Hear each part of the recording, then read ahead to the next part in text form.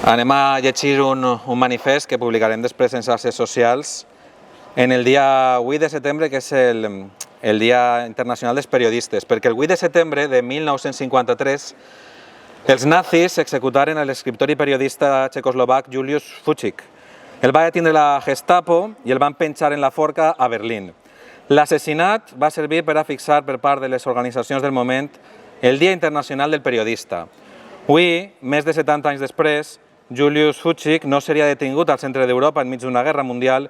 sinó que seria víctima de les bombes i els atacs israelians contra la població palestina i portaria noms i cognoms àrabs com Abed, Hassan, Duham, Ahmed, Hussam, tots ells noms reals que formen part de la llarga llista de periodistes assassinats a la franja de Gaza en els últims 2 anys. Avui commemorem el Dia Internacional del Periodista a partir d'un esdeveniment marcat pel conflicte més sagnant de la història de la humanitat, la Segona Guerra Mundial, i l'assassinat de Fučík. Ell va ser un dels 69 periodistes assassinats durant els 5 anys de batalla. 67 es van comptar en els 20 anys d'enfrontament a Vietnam, 65 a l'Afganistan, 150 a l'Iraq o 134 a Síria. A Gaza, en 702 dies de genocidi israelià, des del 7 d'octubre del 2023, i en 365 quilòmetres quadrats de territori han sigut assassinats, segons els últims dades de Reporters Sense Fronteres, almenys 220 periodistes, un cada 3 dies. Companys de professió que tenen el seu únic objectiu vital d'informar, el mateix que tenim tots els ací reunits. De tots ells, 9 han sigut a l'últim mes, agost.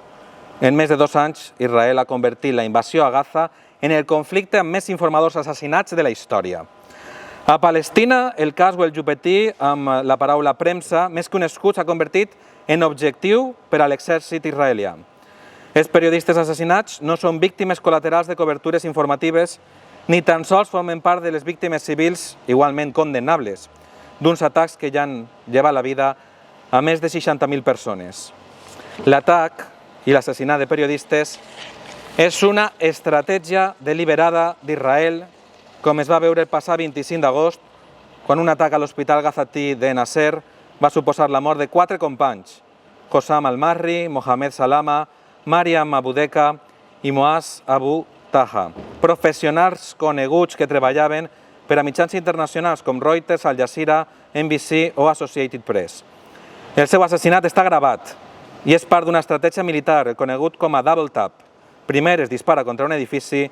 i després, quan han arribat els equips de rescat i els informadors per a fer la seva feina, un segon missil cau sobre ells amb precisió letal. Els atacs d'Israel contra els periodistes, fotoperiodistes, camarògrafs, contra tots els informadors i contra les instal·lacions de mitjans de comunicació té un clar objectiu: tapar els seus crims de guerra, fer-los invisibles. Els periodistes i fotoperiodistes palestins s'han convertit en els ulls i les oïdes de la premsa internacional en la franja, un territori al qual Israel té prohibida l'entrada de cap mitjà estranger. Els periodistes palestins són la llum enmig de la foscor que suposa la guerra, el micròfon i la càmera que posa veu, cara i història a les víctimes, l'intermediari entre la fam, la mort i la desesperació de la població palestina i la resta del món, i estan sent massacrats. Davant tot això, la Unió de Periodistes Valencians, com a representants dels professionals i de les professionals de la comunicació i el periodisme valencià, ens sentim apel·lats de manera directa i manifestem la nostra profunda preocupació, desesperació i ràbia davant la situació crítica que pateixen els companys que estan en la franja de Gaza, així com als territoris ocupats de Cisjordània